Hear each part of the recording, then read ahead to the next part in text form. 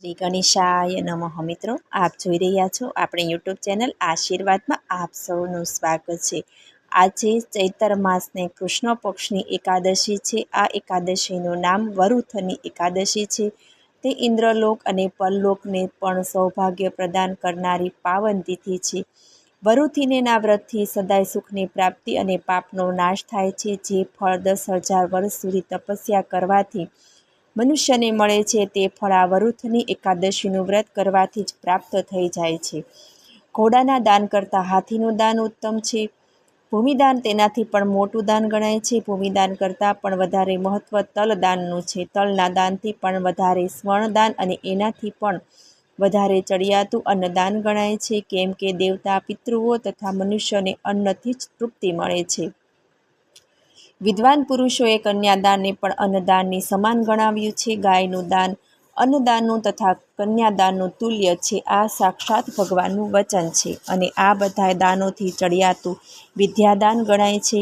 આ વરુથની એકાદશી વિદ્યાદાન જેટલું પુણ્ય એકઠું કરનારી છે. જે લોકો પાપથી મોહિત થઈને કન્યાના ધનથી આજીવિકા ચલાવે તેઓ પુણ્યનો ક્ષય થતાં યાતનામય નરકમાં પડે છે. આથી સર્વ પ્રકારના પ્રયત્નો કરીને કન્યાધનથી બચવું જોઈએ. એને પોતાના કામમાં ન લેવું જોઈએ. જેઓ પોતાની શક્તિ પ્રમાણે પોતાની કન્યાને આભૂષણોથી શણગારીને પવિત્ર ભાવથી કન્યાનું દાન કરે, એના પુણ્યની સંખ્યા બતાવવાને સાક્ષાત ચિત્રગુપ્ત પણ અસમર્થ છે. વરુથની એકાદશી કરીને પણ મનુષ્ય એના જેવું જ ફળ પ્રાપ્ત કરી શકે છે. આ કથા વાર્તા વાંચન અને શ્રવણથી સહસ્ત્ર ગૌદાનું ફળ મળે છે. મનુષ્ય બધાય પાપોથી મુક્ત થઈને સ્વર્ગમાં સ્થાન મેળવે છે. જલમધ્યે વરાહં ચ પર્વતે રઘુનંદનમ ગમને વામન ચૈવ સર્વ કામેષુ માધવમ ષોડશતાની નમાની પ્રતિરુધ્યથાય પઠત સર્વ પાપ વિનિમોક્તો વિષ્ણુ લોકે મહ્યતિ. તો આજે આપણે આ વિડીયોમાં સાંભળીશું વરુથની એકાદશીની વ્રતવિધિ તથા વ્રતકથા વિશે આજે આપણે આ વિડીયોમાં સાંભળીશું. જો આપને મારો વિડીયો પસંદ આવે તો લાઈક કરજો, શેર કરજો અને પહેલીવાર જો આ વિડીયો આ ચેનલમાં જોઈ રહ્યા હોય તો સબસ્ક્રાઈબ કરજો, જેથી મારા નવા વિડીયોની માહિતી તુરંત આપ સુધી પહોંચે. ભગવાન વિષ્ણુના ધામને સહજ ભાવથી પણ અન્યાસે પ્રાપ્ત કરવા એકાદશીથી ચડિયાતું કોઈ વ્રત નથી. જેમ કે ગંગા સમાન કોઈ તીર્થ નથી, માતા સમાન કોઈ ગુરુ નથી, ભગવાન વિષ્ણુ સમાન કોઈ દેવ નથી અને ઉપવાસ કરતા કોઈ મોટું તપ નથી. ક્ષમા સમાન કોઈ માતા નથી, કીર્તિ જેવું કોઈ ધન નથી, જ્ઞાન જેવો કોઈ લાભ નથી, ધર્મ સમાન પિતા નથી, વિવેક સમાન કોઈ બંધુ નથી અને એકાદશીથી ચડિયાતું કોઈ વ્રત નથી. પ્રકૃતિ સાથે એકરૂપ થઈ પ્રાકૃતિક જીવન જ સર્વ રોગોનું નિવારણ છે. જેમાં એકાદશી વ્રતનો ઉપવાસ રામબાણ છે. એકાદશ્યમ તુ દલયોનિ નિરાહારઃ સમાહિન નાના પુષ્પે મનુ કૃત્વા વિચિત્ર મંડપ શુભમ. એકાદશી માણસને એ નિરાહાર રહેવું અને એકાગ્ર ચિત્તથી હરિસ્મરણ કરવું. ભગવાન વિષ્ણુના નિજ ગૃહને વિવિધ પુષ્પોના સુગંધિત મંડપોથી સજાવી મનને પ્રફુલ્લિત કરી શરીરની એકાદશ ઇન્દ્રિયોને વશ કરવી. એકાદશીનો ઉપવાસ શારીરિક સ્વાસ્થ્ય પૂરું પાડે છે, તેથી મનોબળ પણ મજબૂત બને છે. આ ઉપવાસના તપથી અજ્ઞાન અવસ્થામાં કરેલ પાપ જેને સૂક્ષ્મ કહ્યું છે અને સમજપૂર્વક કરેલ પાપ જેને આર્ય કહ્યું છે, તે સર્વનો નાશ થાય છે. આ પાપોના બળવાથી શરીરમાં પુણ્યનો ઉર્જાનો સંચાર થાય છે. સંયમથી સદાચાર પ્રગટે. તેથી મનુષ્ય આ ઉપવાસ વ્રતથી અધર્મના માર્ગમાંથી છુટકારો મેળવી પુણ્યકાય ધર્મકાય તરફ વળે છે. આ એકાદશીનું વ્રત સ્વર્ગ, મોક્ષ તથા પુત્ર સંતાન પ્રાપ્તિ ઉત્તમ ગણાય છે. વરુથની એકાદશીનું વ્રતની વ્રતકથા. ચૈતર માસની કૃષ્ણ પક્ષની એકાદશીનું નામ વરુથની એકાદશી છે. કલયુગમાં શ્રી વિષ્ણુનું સ્મરણ, નામ સ્મરણ માત્રથી ભગવાન શ્રી વિષ્ણુની શક્તિ તેજ મનુષ્યમાં પ્રગટે છે. વિષ્ણુ સહસ્ત્રનો પાઠ આ 11 વિશેષ ફળ આપે છે. આ વ્રત કરવાથી કન્યાદાનનું ફળ મળે છે. આ 11 મીઠું, તેલ તથા અન્નને વર્જિત કહ્યા છે. આ અલોનું વ્રત છે. આ વ્રત સૌભાગ્ય દેનાર છે. કેટલીક વરુથની એકાદશીના અગાઉના દશમથી દિવસથી જ વસ્તુઓનો ત્યાગ કરવા કહ્યું છે. જેમ કે કાંસાના વાસણમાં ભોજન કરવું, મસૂરની દાળ, ચણા, માંસ, ડુંગળી, શાક, બીજનું અન્ન, મધ, બીજી વારનું ભોજન વગેરે. આ 11ના દિવસે એકટાણું કરવું તથા ઉપવાસ કરવો, ક્રોધ ન કરવો, જૂઠું બોલવું નહીં, બીજાની નિંદા ન કરવી. વરુથ એટલે ઢાલ અને વરુથની એટલે સેના. આ વરુથનીનું એકાદશીના વ્રતથી ઉપવાસથી ભગવાન વિષ્ણુ યોદ્ધાનું રક્ષણ જેમ ઢાલ કરે તેમ આધિ ભૌતિક, આધિ દૈવિક કે આધ્યાત્મિક સંતાપો, શારીરિક કે માનસિક રોગોથી મનુષ્યનું રક્ષણ કરે છે. સંસારના દુઃખોનો સામનો કરવાની શક્તિ એક સેના સ્વરૂપે મનુષ્યમાં પ્રગટે છે. વરુથનીના પ્રભાવથી મહામારીના રોગ સામે પણ લડવા રોગ પ્રતિકારક શક્તિ ઉત્પન્ન થાય છે. આ એકાદશીના વ્રતમાં યોગ, પ્રાણાયામ, હળવી કસરત કરવાથી મનોબળ વધે છે. શરીરમાં વિશેષ પ્રકારની માનસિક શક્તિ, વિદ્યુત કરંટ ઉત્પન્ન થાય છે જે શરીરમાં પ્રવેશતા વાયરસનો પણ નાશ કરે. જે મનુષ્ય 24 એકાદશીનું વ્રત કરે છે તેમાં આ વરુથની એકાદશીનું વ્રત આસુરી શક્તિઓના વિનાશ માટે અર્થાત શરીરમાં ઉદ્ભવતા વિકારો, પ્રકૃતિઓનો સામનો કરવા ઉત્તમ ગણાય છે.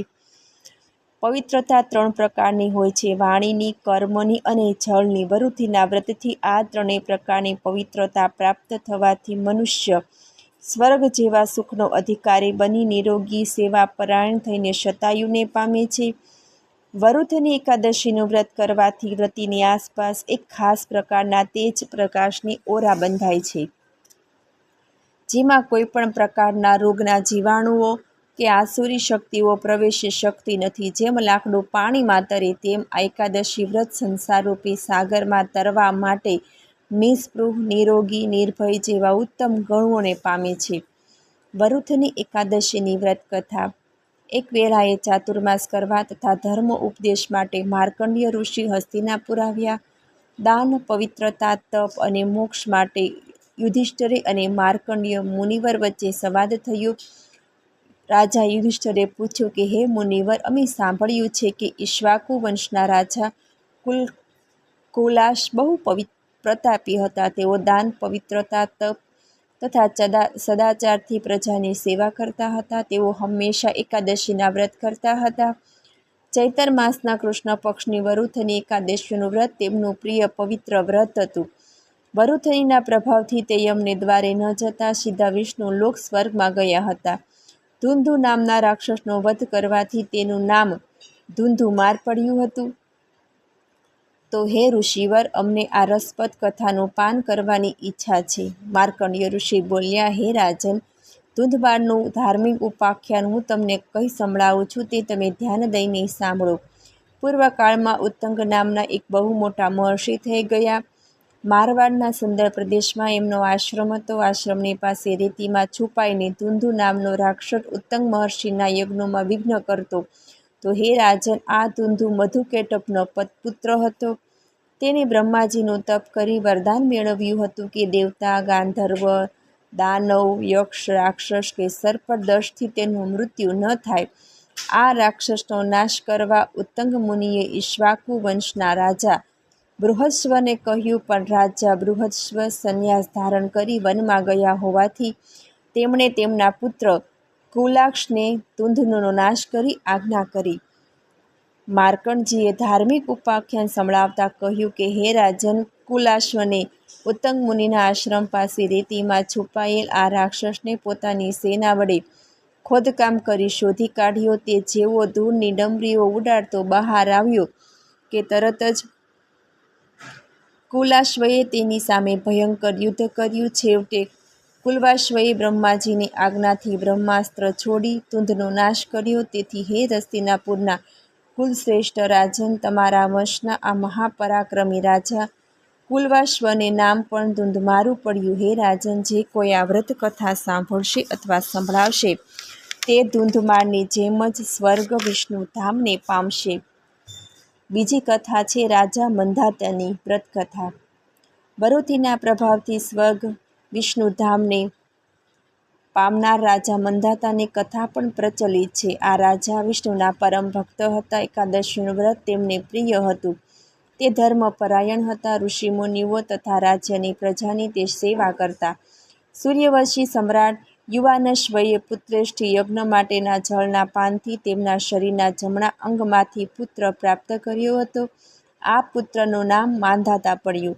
તેનું રહસ્ય પણ છે. પુત્ર જન્મતાની સાથે કોનું દૂધ પીને પોષણ મેળવશે એ પ્રશ્ન ઉપસ્થિત થયો.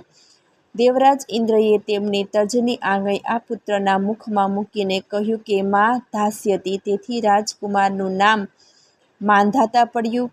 આ વ્રતકથા પણ યુધિષ્ઠિર તથા ભગવાન શ્રી કૃષ્ણના સંવાદ સાથે સંકળાયેલી છે. ભગવાન શ્રી વિષ્ણુએ તેમના કૃષ્ણ અવતારમાં પણ વરુથની એકાદશી વ્રતનો મહિમા પ્રભાવ વર્ણમય હોવાનું કહેવાય છે. જે કોઈ ધર્મપરાયણ એકાદશી વ્રતની આ માંધાતાની વ્રતકથા સાંભળશે અથવા સંભળાવશે તે સમ્રાટ માંધાતાની જેમ સ્વર્ગ વિષ્ણુ ધામને પામશે. કલયુગના વર્તમાન સંજોગોમાં 100 કોઈ એકાદશીનું વ્રત કરશે તો જરૂર કોઈ પણ પ્રકારના શત્રુનો નાશ જરૂર થશે. પુનઃ પ્રકૃતિ જે વિષ્ણુ સ્વરૂપ છે તે સમતુલિત થઈ પૃથ્વીને સ્વર્ગલોક બનાવશે.